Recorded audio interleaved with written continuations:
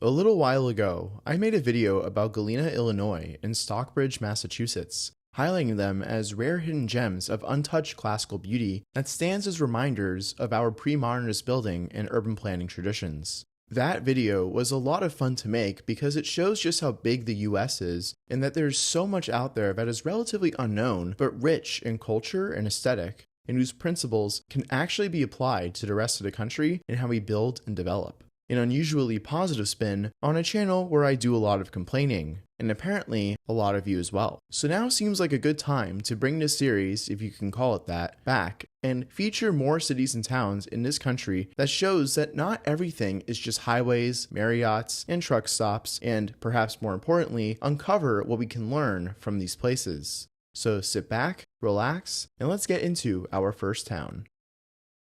Welcome to Newport, Rhode Island. A prominent New England summer destination and tourist spot, Newport is a gem of mostly untouched classical American beauty within the Northeast Corridor, and unlike the other towns I've spoken about in this series, is actually within touching distance for millions, even tens of millions of Americans. While it normally takes geographic isolation to have avoided the plague of urban renewal and modernism, because Newport had been a historically beloved place, especially by the elite, which we'll get to, then despite its fairly centralized location, Newport has been mostly spared. And where there was some destruction, mainly for America's Cup Avenue, what has been rebuilt since has still been in the authentic New England style. It has a unique coastal New England aesthetic and urbanism that is beautiful, diverse, and highly walkable, and so no wonder this is such a popular place for visitors. And while its downtown is amazing, what makes Newport really special, at least for me, is actually the neighborhoods and streets immediately surrounding the city center. Its neighborhoods are lined with one beautiful house after another, with local high streets that are walkable, beautiful, local, and easily accessible from the neighborhoods by foot, which is the way neighborhoods are supposed to be designed. But it's truly remarkable how extensive this sort of neighborhood design actually is in Newport.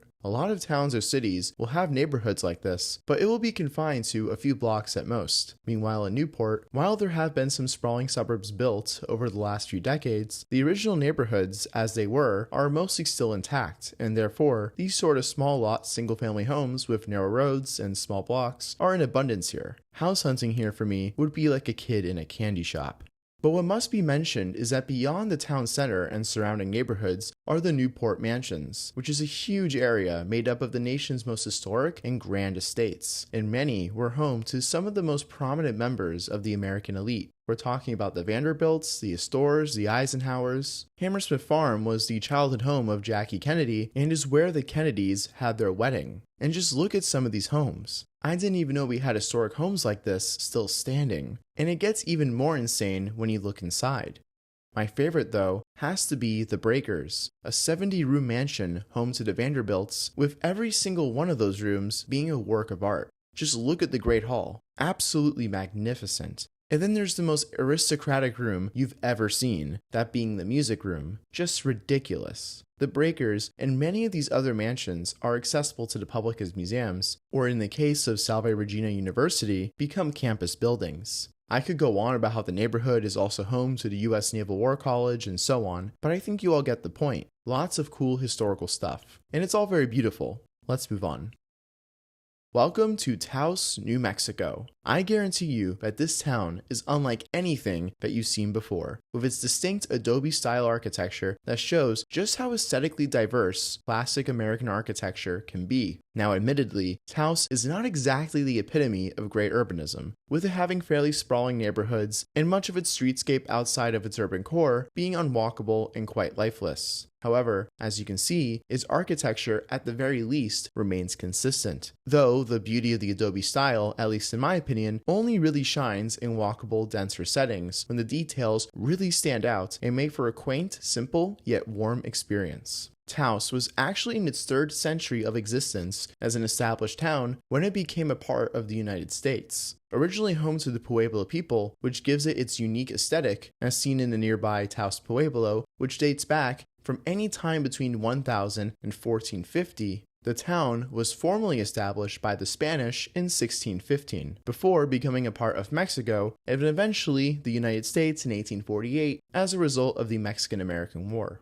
And ever since, it has remained a small town with a population of just over 6,000, but despite its size, it has quite a rich culture and historical significance. This is the town where famous Union Army officer and frontiersman Kit Carson is buried, as he spent much of his time here.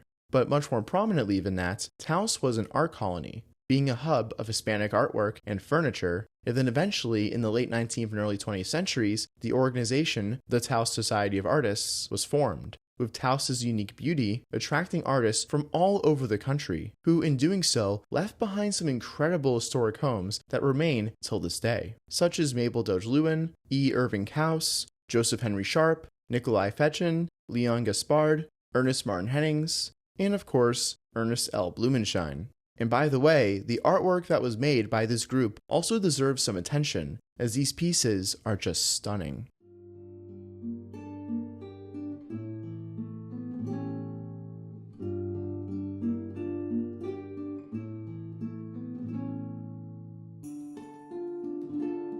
Taos till this day still is an artistic hub, home to many artists and hosting a myriad of museums and galleries. However, the work of this original generation represents a golden age for the town. And today, you can explore the historic core of this town and experience its relatively authentic traditional Pueblo streetscape. While it is quite limiting, for a small town in the southwestern US, this is quite impressive, and is certainly worth the day trip if you happen to be visiting Santa Fe, for example, another absolutely beautiful town in this part of the country.